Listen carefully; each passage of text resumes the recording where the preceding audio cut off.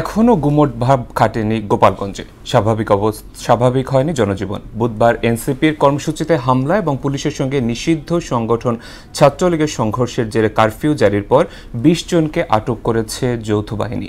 এছাড়া পুলিশের পাশাপাশি দিনভর শহরের গুরুত্বপূর্ণ সড়কে টহল দিচ্ছে সেনা ও নৌবাহিনী। মাসুদ পারভেজের প্রতিবেদন, জানাচ্ছেন ওবায়দুল হক মারুফ।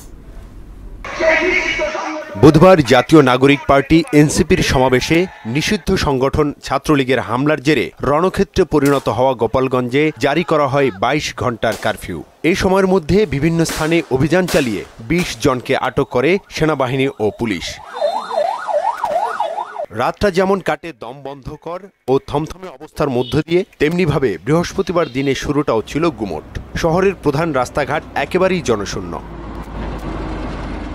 তবে বেলা বাড়ার সঙ্গে সঙ্গে কারফিউ উপেক্ষা করে সড়কে নেমে আসতে থাকেন শ্রমজীবী মানুষ। অটোরিকশার মতো যানবাহনের পাশাপাশি ব্যক্তিগত গাড়িও বেরোতে থাকে কম বেশি। বাজার সবগুলো খোলা আছে, মোটামুটি কোনো সমস্যা যেমন মোটামুটি বাজারটা যা শিথিল আছে, একদম কড়াকড়ি নাই। জীবনের তাগিদ, কারণ ওষুধ না নিতে হবে না, প্রেশার ওষুধ না খালি তো আমি যে কাবু দিয়াতে এটা আমাদের অসুবিধা আছে, রিক্সা গাড়ি কোনো ভাড়া নাই। এর মধ্যে সড়কে টহলে বের হয় সেনা ও নৌবাহিনী। বিভিন্ন মোড়ে সতর্ক অবস্থান নেয় পুলিশ সদস্যরাও।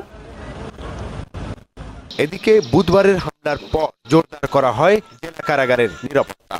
কালকের থেকে আজকের পরিস্থিতি অনেক বেটার এবং আশা করি আমরা এই জিনিসটাকে কাটিয়ে উঠতে পেরেছি এবং ভবিষ্যতে আমরা আরো সতর্ক। ওবায়দুল হক মারুফ, মোহনা সংবাদ।